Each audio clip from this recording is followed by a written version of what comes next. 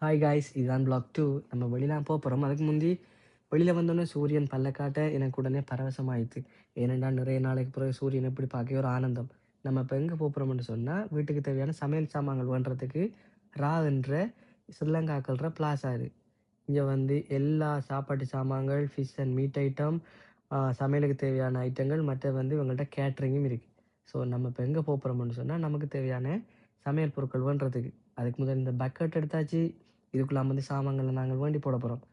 So இது வந்து கொஞ்சம் பெரிய ஃப்ளாஷான்றதுனாடி நமக்கு ஃபுல்லாகவே காட்டலாது. ஏனெண்டா வந்து எனக்கு டைம் இல்லை, வேலைக்கு நான் போகணும். ஒரு சில சில சின்ன கிளிப்புகள் எடுத்து உங்களுக்கு பார்க்குறதுக்காக வேண்டி. ஸோ நீங்கள் அதெல்லாம் பார்த்துட்டு முடிக்க நான் அதில் சாமான்லாம் வேண்டியாச்சு.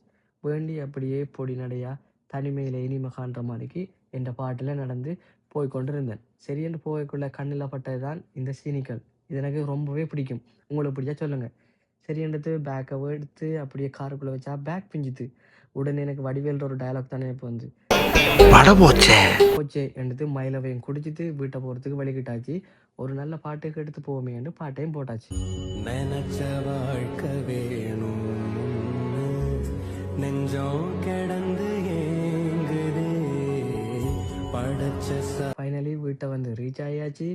வீட்டை வந்து ரீச் ஆகி கொஞ்சம் நேரம் ரெஸ்ட் எடுத்துட்டு திரும்ப இந்த வேலைக்கு போய் வேலையை முடிச்சுட்டு P1 அதாவது பார்க்கிங் 1க்கு வந்து இந்த காரை வந்து பார்க் பண்ணினாங்க தான். ஸோ காரையும் எடுத்துட்டு அப்படியே வீட்டை போகிறேன். ஏனெண்டா அடுத்த வேலைக்கு வந்து இந்த நண்பனையும் கூட்டிகிட்டு போகணும்.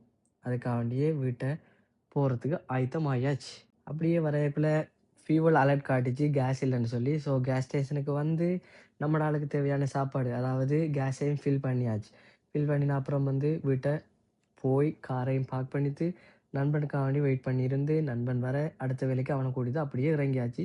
இது கொஞ்சம் தூர போகணும். அதுக்காக வேண்டி நண்பனை சொன்னேன், நீ ஓடு, வரக்குள்ளே நான் ஓடுறேன்னு சொல்லி.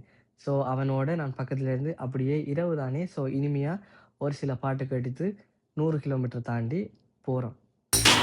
காதல் பண்ணியது உங்கள் கண்ணம் கிள்ளியது அடி இப்போதும் நிறம் மாறாமல் இந்த நெஞ்சில் நிற்கிறது.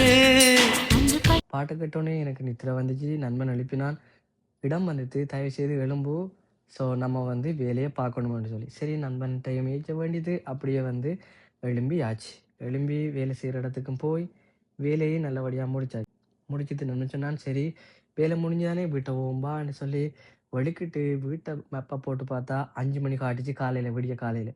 சரி என்று ஓட்டு என்ன செய்கிற இன்றைய நாள் இப்படி நமக்கு போச்சுதுன்னு சொல்லிட்டு வேலையை நல்லபடியாக முடிச்சுட்டு எந்த ஒரு பிரச்சனையும் இல்லாமல் கடவுளுக்கு நன்றி சொல்லிட்டு வந்துட்டோம். ஸோ இதுதான் இன்றைய பிளாக்.